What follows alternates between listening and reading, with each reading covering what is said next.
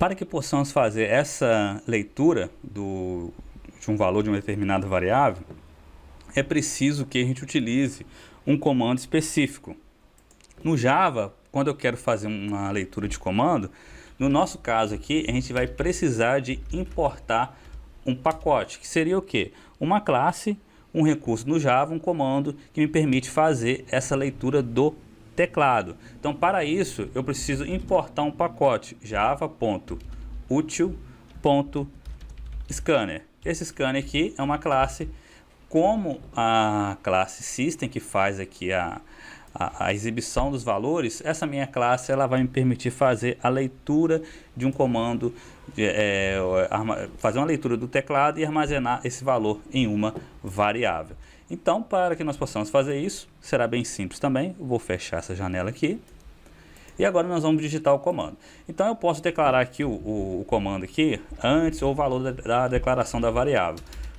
Pois eu preciso inicializar a minha classe scanner, preparar ela para ler um valor. Eu preciso criar aqui uma outra variável, que a gente chama de objeto, para fazer com que o meu programa reconheça essa leitura do teclado. Então eu vou precisar de fazer da seguinte maneira: scanner, vou colocar aqui um nome para esse meu objeto, para essa minha variável, como eu faço aqui com o tipo int. Vejam só que primeiro eu coloco o tipo e depois o nome dela.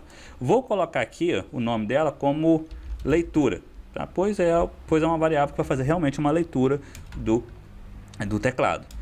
Devo utilizar esse operador new aqui. Esse operador new nós iremos ver um pouco mais à frente, quando nós estivermos trabalhando mais a fundo com orientação a objeto, que o operador new ele serve para poder criar instâncias de objetos. Ou seja, tem determinadas classes que nós precisamos utilizar esse operador para que nós possamos conseguir utilizar certos comandos.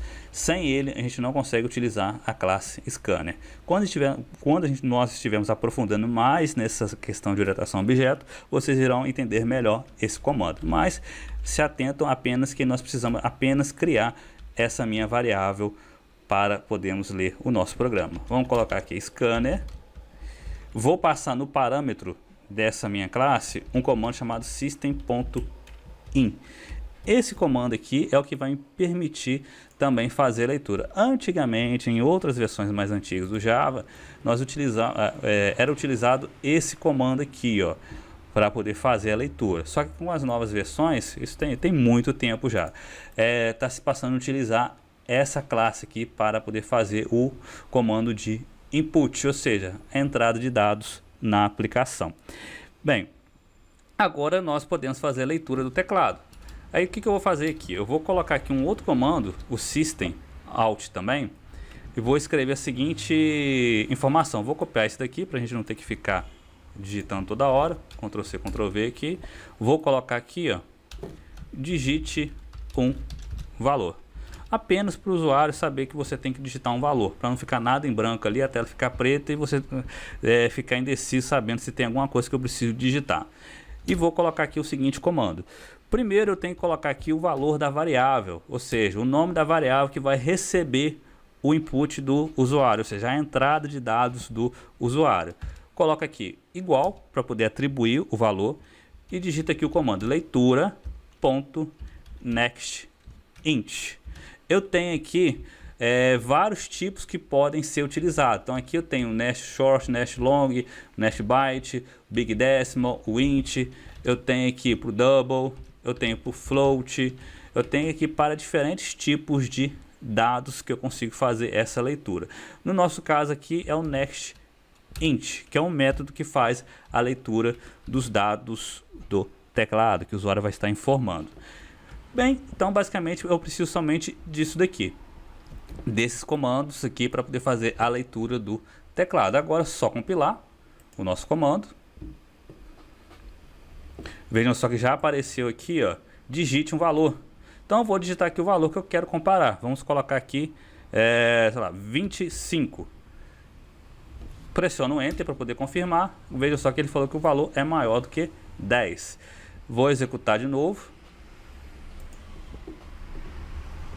Agora eu vou colocar aqui um valor menor do que 10. Vamos colocar aqui 5. Vejam só que escreveu aqui, ó, vai pedir para poder digitar o valor, né? Vou colocar aqui 5. o valor é menor do que 10.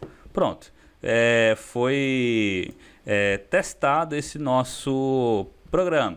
Então, esse daqui é o básico de entrada e saída das aplicações Java. Você precisa saber disso para poder conseguir entender e depois futuramente conseguir criar mais programas. Mas como vocês já fizeram aí vários exercícios, aqui foi mais uma pequena revisão para vocês entenderem melhor essa questão do programa.